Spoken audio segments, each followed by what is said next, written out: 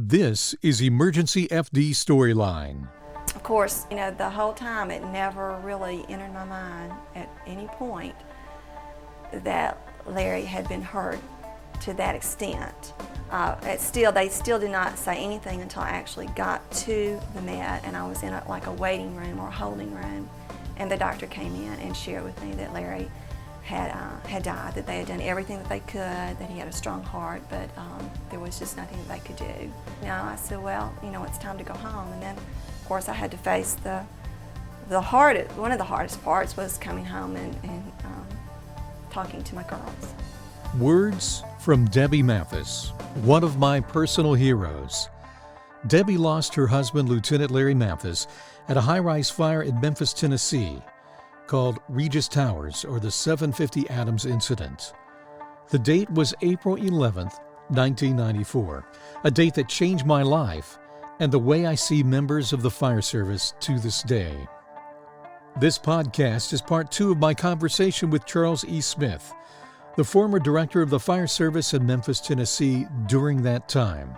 We talk frankly about the incident, leadership, and line of duty deaths. That's our storyline. The views expressed on this program are from the guest and the host, and do not necessarily represent the views of any government agency, private company, or public service. Emergency FD Storyline's focus is to tell the stories of those in the fire service and to highlight what matters to our first responders. There are many ways to listen to the Emergency FD Storyline podcast. You can find us on Apple Podcast, Google Podcast, Spotify, Stitcher, Deezer, Podchaser, Pod Addict, iHeartRadio, Buzzsprout, and more. I'm your host, Tom Mann. Thanks for joining me. This podcast, again, is part 2 of my interview with my guest, Charles E. Smith, as we discuss leadership, line of duty deaths.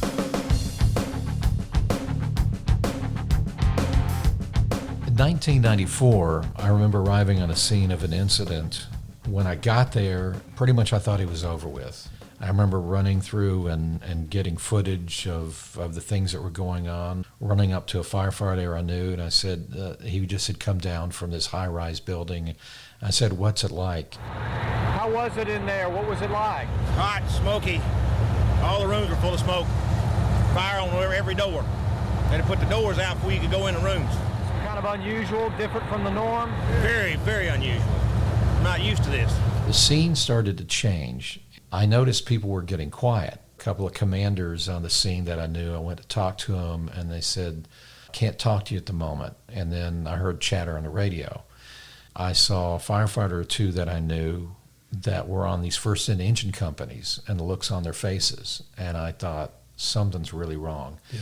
And that night changed my life, my whole thinking about fire service and the sacrifice that the men and women in the fire service give. Charlie Smith's here with me, the director of the fire services at that time. And that was the incident 750 Adams, Regis Towers, where Larry Mathis and Billy Bridges lost their lives, 2 firefighters. In this discussion with you, Charlie, I want to talk about how do you handle the death of a firefighter? How do you handle that and that night?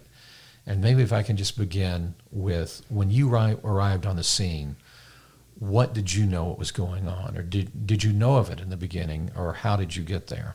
Regis was probably one or 2 incidents that I recall that shocked me when I got on the scene. You're kind of developing this mental framework of what you expect to see.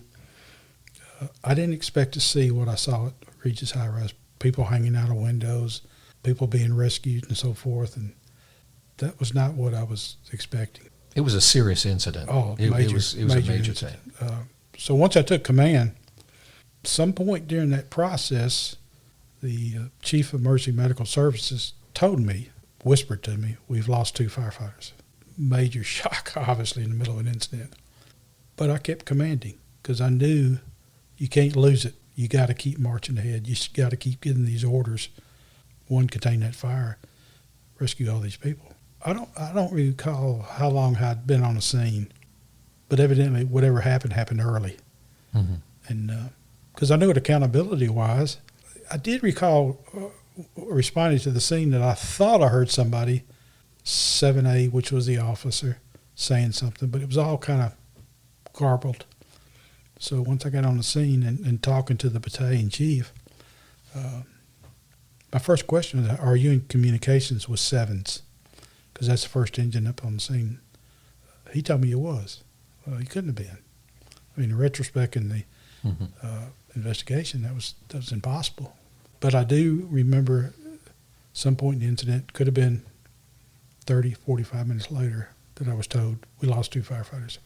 So I started thinking in terms, well, we got to get control of the fire. We got to get people out of this building. We got to do our job. So once everything got settled, so I knew we were going to have a major problem with the personnel. So I ordered all the companies on the scene to report to the training center and replaced all the companies with other companies. So we took everyone that made the incident out to Armor Center. My chief of training broke the news. Okay. I was tied up with the families because the families were brought, I think they were brought to the hospital. That was kind of the early days of debriefing. Oh, yeah. You know what I mean? That was the. Well, I had enough sense that how are we going to do this? Yeah. Might have been a better way, but it's the best way I could think of. We had to break the news to them, and the best way to break the news is get them all out together. Probably if I had to do it again, I would have separated the battalion division chief because they crucified those 2 guys. You know. As you can imagine, there was a lot of frustration, a lot of, but that was to be expected. So that the night of the incident, that's what happened. I mean, we hadn't not even started the investigation yet. We were just getting the facts. I mean, I even got in the back of one of the MS units talking to the battalion chief and division chief, tell me what happened. So I'd already done some preliminary briefings on the scene, which ultimately was not true. That's what really frustrated me because they didn't tell me the whole truth. The other thing is you called the mayor out there. That was you, correct? Yes, right. And he showed up. I remember the look on his face. Oh, yeah. And I'll never forget that. He was involved. It's like he had skin in the game of this. He did. And I felt like he needed to be on the scene because this was... And he addressed the media first. Yes, he did. Well, I think it's very important that the mayor demonstrate support for the men and women who serve on the fire service department and police department when they risk their lives in protecting the safety and the well-being of others. He told me, don't worry, just do what you got to do, get back to work. So, yes, he was the first one to address the media.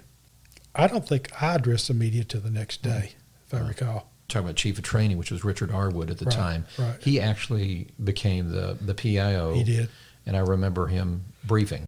You noticed that a fireman was injured. How many firemen were injured and how serious are they? At this point, we have 3 firemen who were injured and transported to the hospital. We do not have complete information on the extent of their injury. Were there any fatalities? We believe there may have been some. We are not confirming any at this time until we get an accurate assessment within the building. We're doing a search on that right now. We'll have some additional information for you a little later. And I needed that pressure off of me. And that's the reason Richard does a good job. Mm-hmm. And so I needed somebody as my spokesman because at that point I didn't have a PIO per se. All the things that were hitting me, I had to kind of break it out like an ICS system, which we developed an ICS system for it after that. Yeah, I know. Because all the components are going to hit you. So Richard became my public person to talk to the media, which took a tremendous amount of pressure off me. Lieutenant Michael L. Mathis, Engine 7, C Shift, and firefighter Private William E. Bridges, Engine Company 7, C Shift, received fatal injuries on the scene and were transported to the Med Trauma Center. Both firefighters were pronounced dead at 5:30 a.m. Lieutenant Michael L. Mathis, age 39, was employed by the fire department on September 26, 1977. Firefighter William E. Bridges, age 27, was employed by the Memphis Fire Department on July 9, 1990. Both of their families have been notified. Of course, later we developed protocols. I mean, we learned from that. In the event you had a horrible death, this is what you do. One of the things I told them, the International Association of Fire Chiefs kind of made me their point person after that. I call it School of Hard Knocks. We learned what you should do and what you shouldn't do. So they kind of sent me out on these incidents where departments had lost members to kind of give them a heads up. One of the things I always told them, first thing you had to learn, turn that TV off. You could not sit there and command and do your job and listen to this because you know human nature, you want to watch the TV. What are they saying? And then I realized I can't handle that. So I turned the TV off. I didn't want to hear anything from the media. I didn't want to hear anything. I had a job to do, and I didn't want anyone interfering with that. That's the best advice I could give any chief. I do remember one thing that night, and I thought it was done well. And of course, you're always going to have issues. Like I said, someone in the media approached me, and it was a camera guy at one of the stations. And I noticed all of a sudden the reporters and people were showing up on the scene, and he leaned over to me, and as I mentioned, he said that we know there are 2 firefighters that have died. And I think during that time, one of them said, we know the names of one of them. Mm-hmm. Usually the news media knows. Yes. And there are a lot of commanders and there's a lot of fire chiefs think they don't, assume they do. And I know because I've been on the management side, right. But I thought one thing the mayor did come out and he mentioned that it's a tragic night. What goes through your mind when you come out and see something like this? Well, first of all, as a human being, you regret to see this kind of tragedy. But then again, you feel grateful that you have men and women who are well trained and who have devoted their lives in protecting the well-being and the property and the safety of others. Well, I got a call from our emergency management system, and that the fire director, Director Smith, wanted the mayor to come out on the scene because it was really a bad situation. I think a lot of times people take for granted our firemen and our policemen, but on a daily basis, they put their lives on the line. This is a tragic situation here. It quelled the swirl, and they stopped running. I noticed they stopped running around. It's kind of like they got to notify the families. And I think they wanted to help. Yeah, they did. I had one incident the next day or two from one of the local media that I didn't appreciate, but they did want to help. And one thing I learned, you got to deal with the media. Mm-hmm. You cannot ignore them. I used to always tell them, let me give me some time. Let me complete what I've got to do, and I'll come talk to you. So they always knew that I would be available. In that situation, the mayor helped out because he gave them some talking points. They want, I call it a talking head. They want somebody to say something. Obviously, I couldn't at that time. Right. I was right in the middle of the battle. And if you recall, we put barrier tape so they could get closer. I do remember that. I put that up on purpose. Yeah. I can't have them coming over here close to me because I got way too much on my mind to deal with the media at this point. In retrospect, a PIO is what you need. Yeah. I didn't have one then. But the PIO's got to be real careful what they say. So it's all orchestrated. People used to ask me about PIOs, and I said, I always had a feeling the public they really don't want to hear from PIO. They want to hear from you. Yeah, so which is true. And so I was more open with the media to speak with them because they want to hear from the top.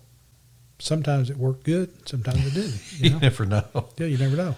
I want to get to the family a little bit further down because that's very sensitive. I mean, they're family. They're part of the firefighter family. Absolutely. So we'll come to that, but I want to talk first of all, I think the biggest thing next was, I remember in my mind, was the firefighters, the actually men and women that were there. I guess you go through those stages. Their guy's going to be angry. Mm-hmm. There's somebody to blame. That's part of it. And, absolutely. And I watched that, and part of that's part of the grieving process. Yes, you got these tough guys. Clearly. Yeah, and they were very close, and sometimes they blame each other. They blame a chief. They blame that firefighter, that one. Right. There was no one person. There were mistakes, and I think about that incident. Well, you go through, and there were so many little things. If you think about it, one of the reasons we did that report is to address those issues. Yeah. Because there was a lot of mistrust. There was a lot of blame. Let's tell about that, because you did a full... I did a full investigation. Yeah. We laid it out. We interviewed every person on the scene and developed a response, a report. There's two reasons for that. One most important reason, I wanted everyone to know the truth. No more of this hiding stuff. If we're going to make changes in the fire department, we're going to make changes open. Transparency is the big word today. We were going to be transparent. When that report was released, no one challenged the report. No one. We gave a press conference, if you recall, and went over the entire incident report. And after the press conference, the media was quiet. They didn't ask anything. So finally we closed and asked a couple of reporters after the meeting, why didn't you say anything? They said, y'all answered every question we had. So I thought that was a major compliment, that we did the right thing. Let me tell an inside story that I've told people, and some people don't even know, but it seems like it was the next morning. I got a phone call from you, and I remember I had little sleep. and I got a phone call, and I thought, all of us did. And at first I thought, oh my gosh, because I captured a lot of stuff on that scene. There are things in my head I almost wished I hadn't, but then I was glad I did. Right. And you called me in. I thought, well, maybe that's what he wants. I thought, okay, maybe I've done something wrong. I shouldn't have. That's the first thing going through my head. And then I get in there, and you looked at me and you said, listen, you're working for me right now. We're going to go down the fire ground, and you're going to be on the floor, and you're to run a camera. I need someone independent that's not a member of the fire department, but you work for me. You're subject to the investigation. I remember that was explained to me. This cannot go out anywhere. You're to videotape it unless an investigator, somebody says, not this, which there were a couple times, and it was just conversations between them. They said, I want this as a public record. And you said, right now it won't be. It said, I want this as a record, that I'm not trying to cover anything up. And there was another camera person there too, so it's the training center. You made that very clear. And you said, when you get finished videotaping this, I need to have the tapes because it's subject to investigation. It cannot get out. And I videotaped and watched the story unfold. The first in companies, the first firefighters, the guys that went up with the two that died. We walked them back through it. And I captured every bit of that. About 2 years later, after that, you called me in your office again, and you handed those tapes back to me. And I don't know if anybody really ever knew that, but this was after everything had come out. Right. And that was part of that whole, I guess, that transparency you were talking about. And it was amazing because when the report came out, and sure, everybody can speculate. There are things you can never solve about every detail about everything because the people who lost their lives, you don't know every step they took. They only can tell the story, but it was very powerful. And I remember that was one of the things that made a big difference. I think for others, and that footage. And then also during that time when the report was released, I remember you invited American Heat to come in, and there was a nice comprehensive video put out on that to share the lessons learned and what had taken place. And the whole goal was that the fire service could prevent this from happening again.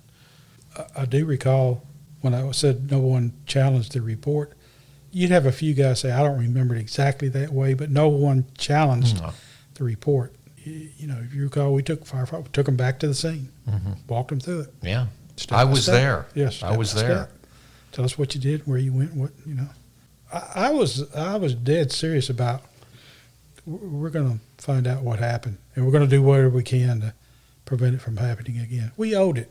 Yeah. I say, not me, but the fire department. We owed it to our employees. And the ones, and the other thing too, it was a great tribute to the ones that lost their lives. It wasn't, in other words, it didn't become something in vain that we're just going to cover it up and we don't care. It was done that we don't want this to ever happen again. Larry was a great guy. Yeah, he really I know. was. Young firefighter. His father was a police officer. Yeah, and it's hard. And I know I don't know if you remember, there's another detail. I was involved with this, and the reason why it's on my head. I don't remember a lot of things. I'm glad you got the memory. you called. I think you called me, and it was Joe Caldwell or someone that. Yeah. And what it was. Joe did a great job. He did a wonderful job, I know it affected him. It was. Oh sure. Oh my goodness. Look at American Heat. You could tell. Oh. Yeah. Yeah. I never seen anyone cry so much, and they were passionate tears. Let me say something real quick before you keep your thought. I don't ever talk about Regis. The only time I'll ever talk about it's like this. Yeah. And I got a guy that I go to ATC Fitness with who made the fire. He and I will talk a little bit. But outside that, I never discuss it. It's one of those. It's hard. I don't want to do it. I don't want to talk about it. So it's just that's how it really impacts you. Stoic, strong person, incredible woman of faith, I got to call her, absolutely. was Debbie Mathis, Yeah, the wife of Larry Mathis. Yes. And 2 weeks, maybe a week or two after that, I had captured this footage of her husband being brought down, and they're doing CPR on him, and I got a phone call. Another one of those ones during that time, it's like Mrs. Mathis would like to come and see the footage that Joe Caldwell showed up. And again, he was the OSHA officer with the fire department. Jim Cunningham, lieutenant, was very close friends and worked at the Sevens. They came to my studio, and I had this footage of the stuff that night. And I remember I sat next to her, and I remember Joe walked out of the room because he was not able to hold it. This woman who just lost her husband came in and watched the footage, and it was really interesting because her first comment, I said, anytime there's a problem, I'll stop, and we won't go any further. And she actually looked at it, and she said, I had no idea that many people were trying to help Larry. And she said, I know he was gone. And her comment was, if he couldn't survive after all that and all these things, it was his time to go, and understand that. It's really... I know. That's the same experience I had. I was just... When I went out to visit her at the home, at her house, she hugged me. Yeah. I mean, it was just... Oh, yeah. It was different. She That had that strong a belief. Oh, my goodness. Great person. Great person. And but the thing with that, we get into the family, we forget that, when you have a fire death, and that's the thing I learned through this one, that family is a part of that firefighting family, and they always will be. Absolutely. About 2 years ago, I was talking with one of the firefighters that was at the Sevens Engine House, and he's now a lieutenant. He was one of my son's lieutenants. We were talking about this, and he said how this wife had lost her husband would show up and let the guys in the engine house understand that, yeah, we lost him, but it's okay. I think part of that was the involvement that you guys kept her informed. Oh, yes. And tell a little bit about that, because I know you had a member who was real close that worked at Engine 7. He was kind of the liaison for the family. I remember that back in the day. It was Jim. Jim worked the opposite shift, and they were personal friends. And so what you do in that situation is you find somebody to represent you that can work directly with the family. Well, who better than Jim Cunningham, because they were personal friends. The family is probably the major issue the director faces, because you want to make sure, it's hard to even say. You just want to put yourself in their position and work with them directly. Thankful that the fire department appointed Jim as that go-between for us, because of course Jim and Larry were very good friends, and really, I guess when Jim and Larry first came on the fire department, they came on together. They pretty much made a pact with each other that if anything happened to either one of them, that the other one would kind of step in and take care of their family and make sure that everything was taken care of okay. So Jim was there. He was pretty much my go-between. He was my voice for the fire department and the fire department's voice to me, so that I didn't have to actually talk with a lot of different people. Director Smith did come by. He was very supportive, very kind, even past the funeral to continue, to call me and see that everything was going all right. She's an amazing woman. When she comes out and hugs me, and I'm supposed to be doing the hugging, it's just like, this is different. You got to be real sensitive. Nobody wanted this to happen. And even in the worst circumstances, everybody was doing the best they could do. Yes, we had some flaws, but these guys were experienced firefighters. Yeah. They were doing the best they could do. You could have an incident where you do something really gross negligence, as I call it. Then you get real angry. But this was, we made some mistakes. I think we identified like 5 mistakes in that report. And if you'd eliminated any one of the 5, it would have never happened. I know, that was the thing about that whole incident. So Bridges, his dad was a police officer. He understood. He knew the dangers of the profession. So nothing was easy about it. Don't get me wrong, but it certainly made it easier for me to deal with the families in that situation because they understood. I really thought he was handled very well, and it's an impossible situation. It's a really it's a no-win. Yeah, there's no win to any of it. But A few years later, when the Fire Museum in Memphis, that was the pinnacle of that time when, right. okay, then I'm gone. That was kind of the way it worked. Yeah, it was 98, true. But I remember interviewed Debbie Mathis, and I went out and did that, and I interviewed her, and I remember I just called her, but I remember somehow we got involved with that. That's still upstairs on the second floor, and where they have.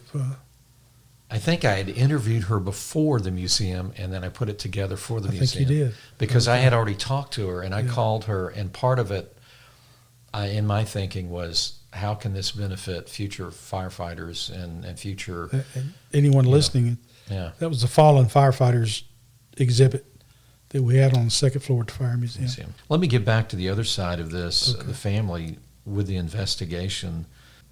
To keep the integrity of the investigation, that was key. I remember you kept saying, you said that word to me about 15 times. There are things you can't discuss. Right. You can't talk to the media about it. You can't talk to the family about it, even though you would like to tell them certain things.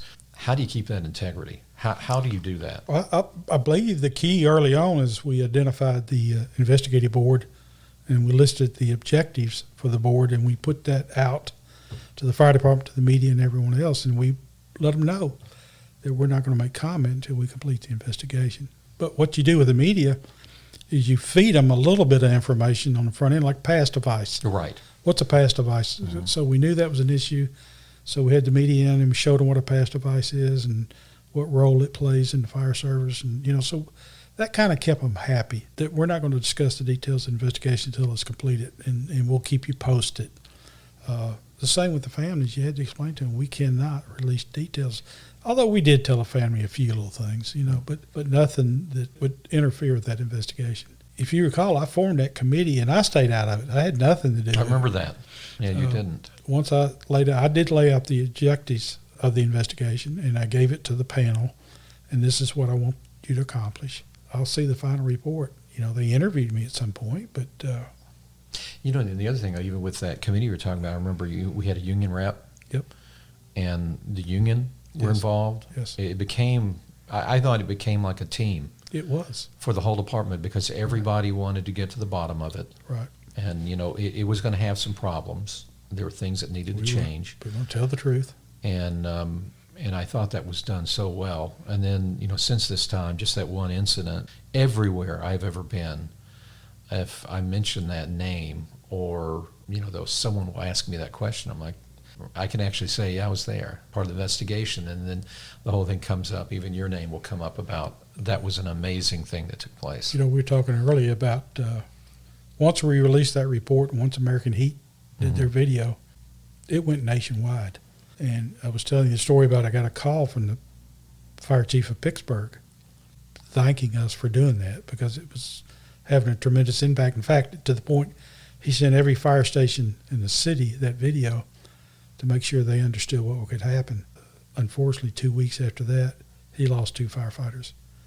But I think the conversation I had with him and the protocols we developed, Pittsburgh did a similar report. So I hope, as a result of that, the positive is that nationwide departments started investigating incidents. Let's find out what happened, reduce the number of fatalities. Recap, I guess, this idea about when you have a firefighter fatality again, what do you do? Oh, it's a major setback. I mean, it's a shock. There is nowadays, but then, you start thinking you're going to get hit from a number of different areas. First and foremost, you owe it to the department to tell the truth. So that I knew from day one we're going to open up an investigation. Then you start dealing with the family, of course, and you start dealing with the media, and you start dealing with the firefighters, and so all of this has to be handled. And so what do? You kind of, what happened after that, and Joe Caldwell was great for this, we developed an ICS structure for just firefighter death. All the components that you get hit with, somebody has to handle that. Your PIO has to handle this. So if anything positive come out of that, we developed our own structure, even to the funeral protocols. Yeah, that was another big part. Huge part. That's a major part, the funeral. And so that's I tell people that's an ICS system by itself. Who's going to bring the apparatus? Who's going to the bagpipes? I mean, all of that's got to be done. And so we learned the hard way, but we did finally learn. And so that's the positive side. It's funny, to this day, bagpipes can get me crying quicker than anything. The bagpipes will do it. And it's the Amazing Grace whenever, you know what I mean? Yeah, there's an awful lot goes into having a funeral. And the key to the funeral is the family. Yeah. You're going to do what they want to do. Right. It's not our funeral, it's theirs. Yeah. So you have to learn real quick, this is what you talk with the family about. This is what we're thinking. What do you think? What do you want? And each one's a little different. They're not the exact same.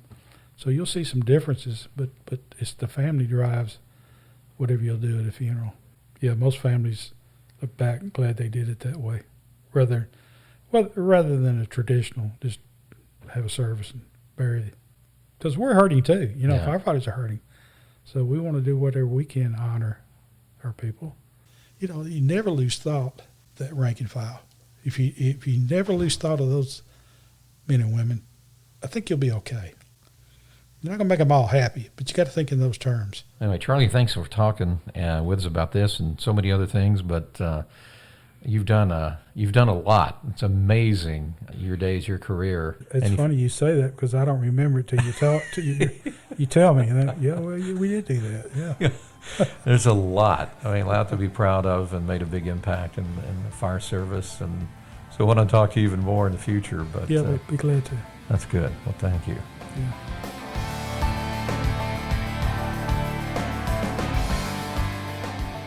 Leadership, Line of Duty Deaths, Part 2 of my interview with former Memphis Fire Director Charles E. Smith. If you would like to contact EmergencyFD Storyline with comments or to suggest a story or subject for an upcoming podcast, email us at storyline@emergencyfd.com.